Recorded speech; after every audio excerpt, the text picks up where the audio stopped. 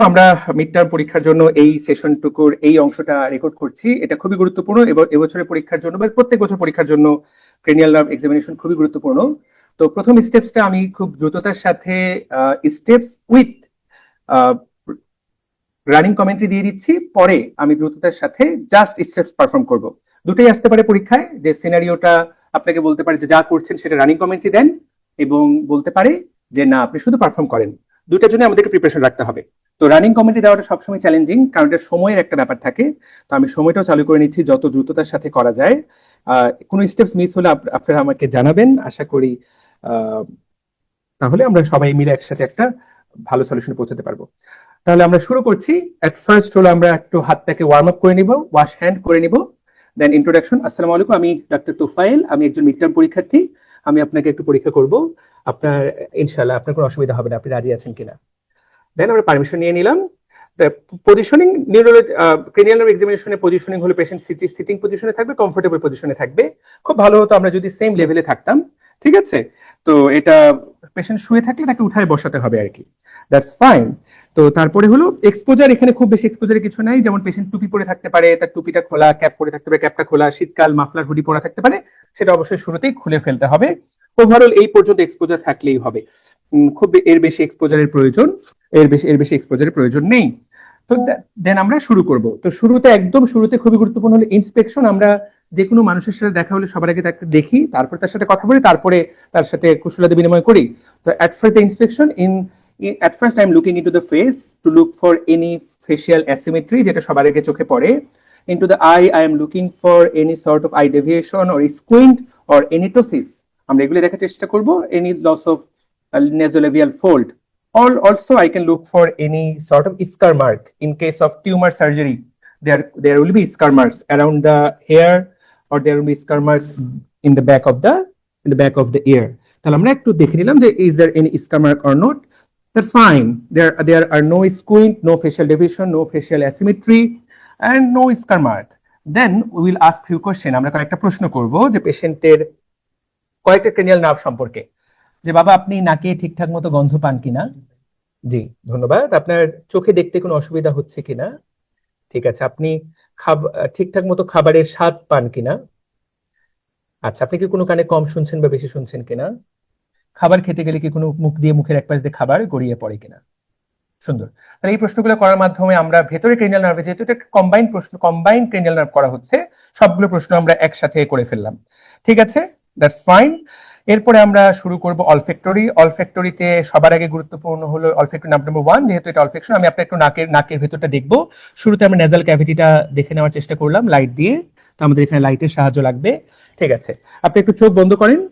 আমি আপনার নাকের একটা পাশে একটু বন্ধ করে ধরবো এবং এক পাশে নাক একটা সুগন্ধ, একটা গন্ধ দেবো। দেখে তো বুঝতে পারেন কি এটা কিসের গন্ধ? সুন্দর। জি, এটা কি বুঝতে পারছেন এটা কিসের গন্ধ? জি, কিসের গন্ধ? আতর। ঠিক আছে, আপনারা এরকম একটা আতর বা ছোট্ট একটা লাক্স সাবানের টুকরা বা যে কোনো কিছু সাথে রাখতে পারেন। দুইটা দিয়ে টেস্ট করলেই হবে। তাহলে দ্য পেশেন্টস অলফেকশন ইজ ইনট্যাক্ট। ঠিক আছে, এরপর আমরা চলে গেলাম অপটিক নার্ভে। অপটিক নার্ভে আমাদেরকে 5টা জিনিস দেখতে হবে। We will look for the visual acuity, colour vision, field of vision, then reflex, and then fundoscopy. We have to do fundoscopy. So at first we look for the visual acuity. আপনি একটু বাম হাত দিয়ে visual equity এবং colour vision আমরা একসাথে দেখে ফেলবো। বাম হাত দিয়ে বাম চোখটা বন্ধ করেন। ঠিক আছে, ঠিক আছে। এখানে কয়টা আঙ্গুল? 5টা। এখানে 2টা। ধন্যবাদ। ঠিক আছে, এইটা কি রং?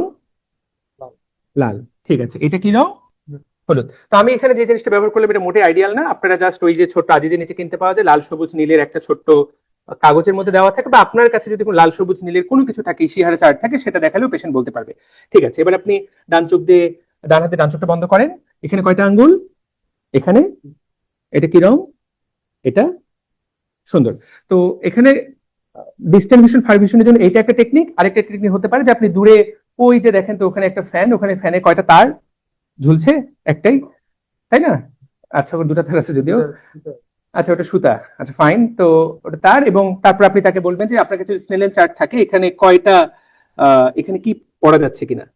That's fine. তাহলে ডিস্টেন্স ভিশন, এয়ার ভিশন আমরা দুই চোখে চেক করে ফেললাম, কালার ভিশন চেক করে ফেললাম।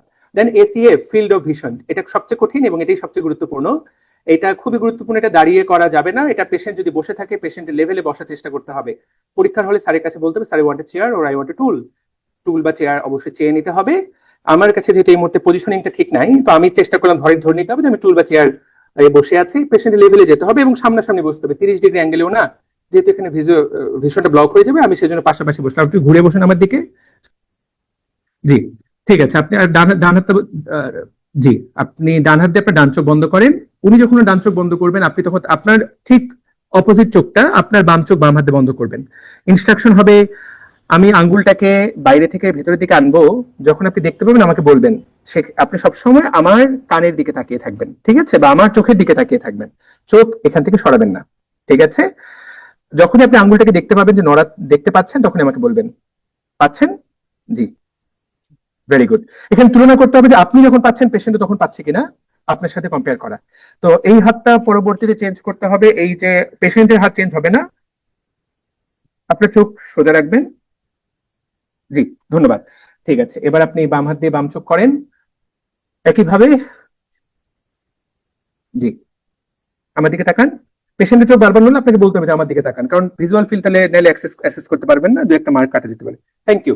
তো এটা একটু স্লোলি করার চেষ্টা করা, আমি তো ফার্স্ট করলাম ভিডিওর পার্সপেক্টিভে, তো এটা একটু স্লোলি করা, যখন আপনি দেখতে পাচ্ছেন তখন পেশেন্ট দেখতে পাচ্ছেন কিনা। যদি এটা আমাদের ধরে নিচ্ছে যে আইডিয়াল কেস সিনারিও দিবে একটা নর্মাল পেশেন্ট, কিন্তু যদি বলা হয় যে পেশেন্টকে যদি সামহাউ ট্রেন করা হয় যে পেশেন্টের হোমোনাইমাস হেমিনোপিয়া আছে, আপনি তো এইটাই ভিজুয়াল ফিল্ড টেস্ট ছাড়া কোনো কিছুতে বের করতে পারবেন না। আপনাকে বললো যে patient having a visual disturbance, now examine the cranial nerves, তখন পেশেন্ট বলবে যে আমি তো এইটা পাচ্ছি না। তো সেক্ষেত্রে কিন্তু তখনই এটা সর্বোচ্চ যদি দেয়, মানে মিড টার্মে বেলস পালসি, আর এটা সর্বোচ্চটা এটাই দিতে পারে ভিজুয়াল ফিল্ড ডিফেক্ট, কারণ এটা পেশেন্টের কথাই আসলে শেষ কথা। এটা কিন্তু আর কোনো অবজেক্টিভলি আপনি ভেরিফাই করতে পারছেন না। পেশেন্ট যেখানে পাবে না, আপনি যদি সেখানে পান তাহলে পেশেন্টের সেই ফিল্ডে ডিফেক্ট আছে। তাহলে এসিএফ আরএফ আর যে হলো রিফ্লেক্স, আমরা এখানে লাইট রিফ্লেক্স দেখবো। তো লাইট রিফ্লেক্স দুই রকম, আমি আপনার চোখে একটু আলো দিব, আপনার কষ্ট হবে না। লাইট রিফ্লেক্স আমরা জাস্ট ডিরেক্টলি, আপনি একটু দূরে তাকান, ঠিক আছে, ধন্যবাদ। তো আমরা জাস্ট হাতটাকে এইভাবে রাখবো, আমরা এক চোখে আলো দিয়ে আরেক চোখে দেখার চেষ্টা করব, আরেক চোখে আলো দিয়ে এই চোখে দেখার চেষ্টা করব। তো এটা দেখা একটু কঠিন যেহেতু অন্ধকার হয়ে যায়, বাট আপনাকে এভাবেই দেখতে হবে লাইট রিফ্লেক্স এবং ডিরেক্ট এবং indirect light reflex. Then sir I want to do the fundus examination. আপনি এটা এখানে অবশ্যই করার অনুমতি চাইবেন। স্যার তো বলবে যে ওকে প্রসিড, বা প্রসিড বলতে পারে যে ফান্ডাসটা করেন, বা বেশিরভাগ ক্ষেত্রে বলবে যে ওকে ঠিক আছে লাগবে না, আপনি নেক্সট স্টেপ যান। তো that is all about step number 2, optic nerve done. এবার হলো 3-4-6। 3-4-6 শুরুতে সবচেয়ে গুরুত্বপূর্ণ, 3-4-6 শুরুতে সবচেয়ে গুরুত্বপূর্ণ হলো পিউপিলের সাইজটা দেখার চেষ্টা করা, যে সবার আগে the pupil size is symmetrical or not. আমরা পিউপিলের সাইজটা দেখার চেষ্টা করলাম, দুই চোখে আপনি পিউপিল দেখার চেষ্টা করলেন, ওকে। আচ্ছা, এরপরে আমরা যেটা করি সেটা হলো যে 3-4-6 এর জন্য সবচেয়ে কমন যেটা, সেটা হলো আমরা পেশেন্টের সামনে 30 ডিগ্রি অ্যাঙ্গেলে বসবো। ধরলাম আমি বসেছি 30 ডিগ্রি অ্যাঙ্গেলে এইচ প্যাটার্নে, আপনি আমার আঙ্গুলের দিকে তাকান, মাথা নাড়াবেন না, মাথা না নাড়িয়ে আপনি আমার আঙ্গুলের দিকে তাকিয়ে থাকেন।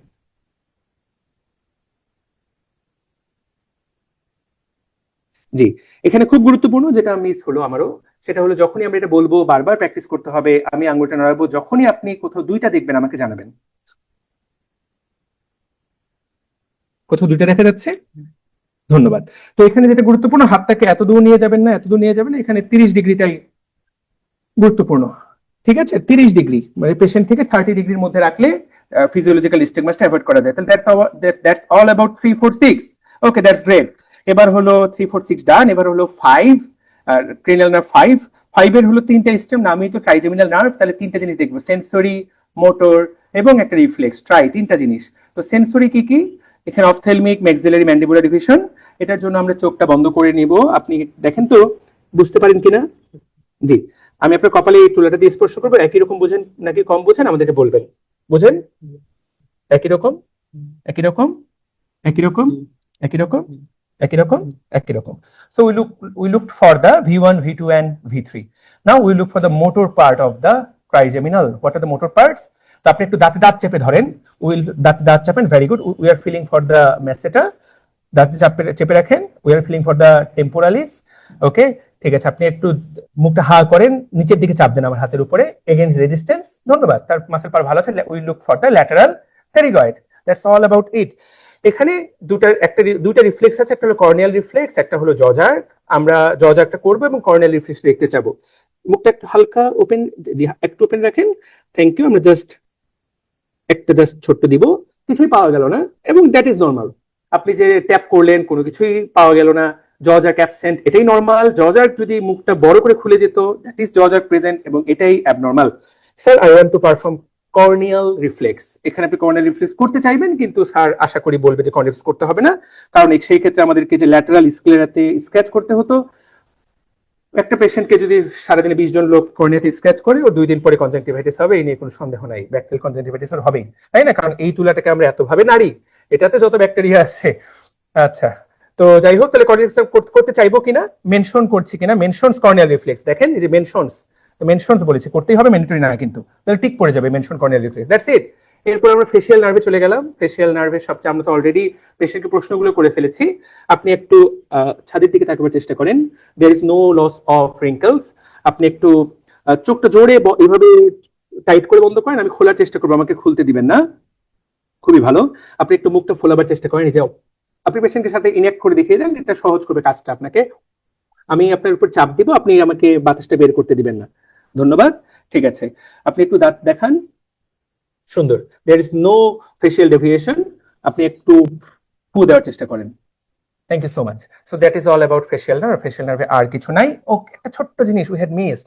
Sir, I want to perform the test sensation. We had missed last time.